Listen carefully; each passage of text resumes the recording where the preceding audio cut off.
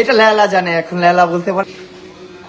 মানুষ কি বলো সেটা শোনা দরকার নাই। আপনার সাথে মিল হয়েছে, দোয়া করি সব সময় লায়লা আপনার সাথে ভালো ব্যবহার করেন, ভালোভাবে থাকবে, এটাই আমাদের কামনা। ইনশাল্লাহ ইনশাল্লাহ। দুপুরের মামুন ভাই আপুর সাথে মিলছেন দেখে ভালো লাগলো। Thank you thank you. এই রোজা উপলক্ষে লায়লা আমার জন্য রহমত, আল্লাহর দেওয়া সেরা উপহার লায়লা। এবার রোজা রেখে লাইভে এসে সবার উদ্দেশ্যে লায়লাকে নিয়ে কি বলছে প্রিন্স মামুন। আবারও লায়লার সাথে একসঙ্গে হয়ে ভক্তদের কাছে দোয়া চাইলেন প্রিন্স মামুন।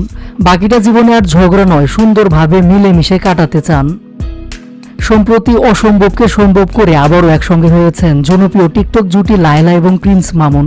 কম বেশি সবাই ভেবে নিয়েছিল মামুন লায়লা আর কখনো একসঙ্গে হবে না। দীর্ঘ 1 বছর তাদের মধ্যে রীতিমতো তুফান বয়ে গেছে।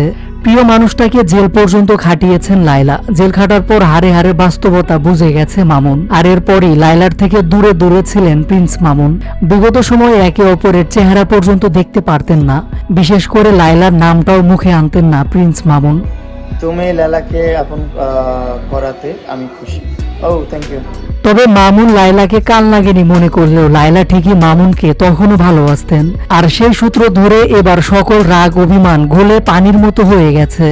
জেল থেকে বের হওয়ার পর যে লায়লার নাম মুখে আনতে চাইতেন না মামুন, সেই লায়লার কাছে আবারও ফিরেছে মামুন।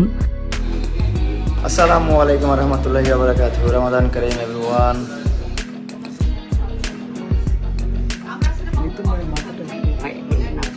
অন্যদিকে ভুল বুঝতে পারায় অতীতের সব অভিমান ভুলে আবার মামুনকে কাছে টেনে নিয়েছে লায়লা। এদিকে সম্প্রতি একসাথে হওয়ার পর মামুন লায়লা আবারও আগের মতোই সময় কাটাচ্ছেন, বিভিন্ন জায়গায় ঘুরে বেড়াচ্ছেন তারা। অন্যদিকে সম্প্রতি লাইভে এসে লায়লার সাথে আবারও সম্পর্ক জোড়া হওয়ার ব্যাপারে কথা বলেন প্রিন্স মামুন। তখন ভক্ত অনুরাগীদের কাছে দোয়া চান মামুন।